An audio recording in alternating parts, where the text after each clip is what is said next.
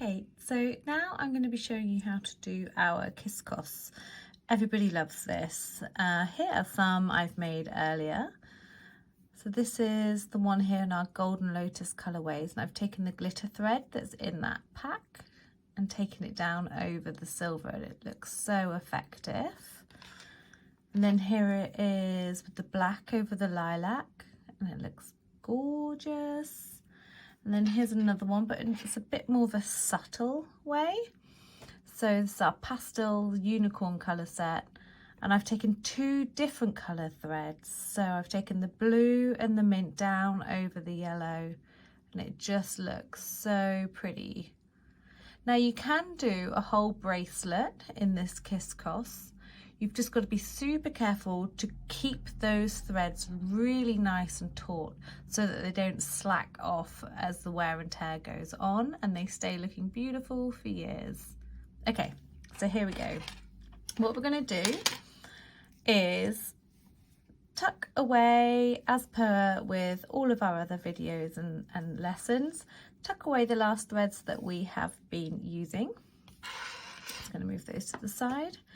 And then we are going to decide the colour we're going to do the crisscrosses with. So I'm going to take this nice purple, and you're going to flip them out, up and over and out the way. So you kind of want to forget about them.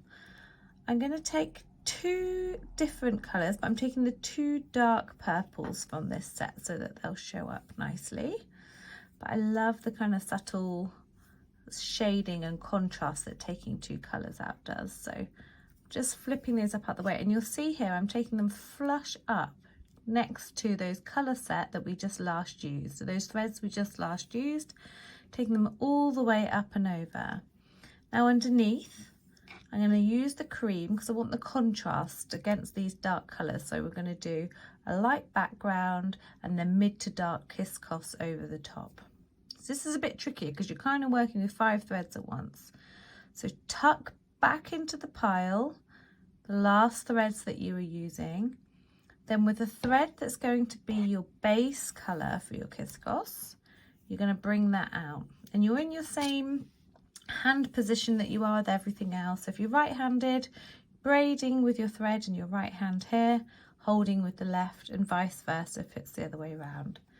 Now your first few wraps round a little bit tricky because you want to be flush up against the last colour set that you used whilst keeping out the 2 threads that you want to then wrap round for your crisscross. So I tend to do just 3 or 4 wraps round, and then I give them a little roll and a squidge up to make sure that that's sitting nice and flush, and that there's no inner of the bracelet able to show here, because that can make a weak joint sometimes in your bracelet.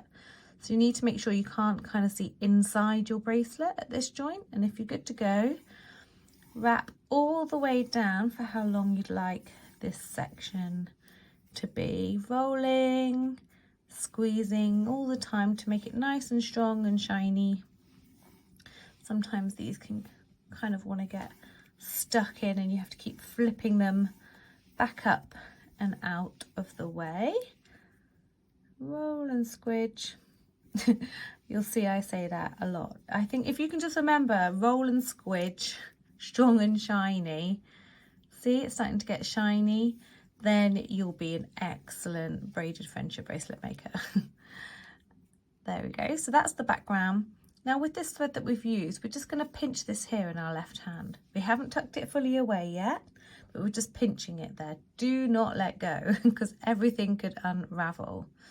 Now I'm going to go with a slightly darker thread first, and you're going to pull it down and wrap around at an angle with your gaps, and each one of these wrap rounds is going to make your crisscross.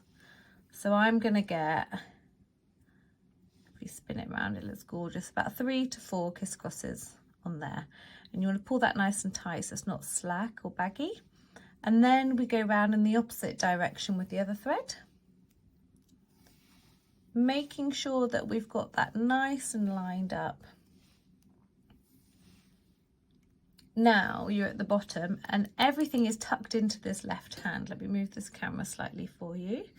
Everything's tucked into here. So this hand is now pinching all of the threads that run through the bracelet and those 3 threads that we've just used. So you're going to swap those to your other hand and you're going to take out a colour. I like to call this like you're sealing it in.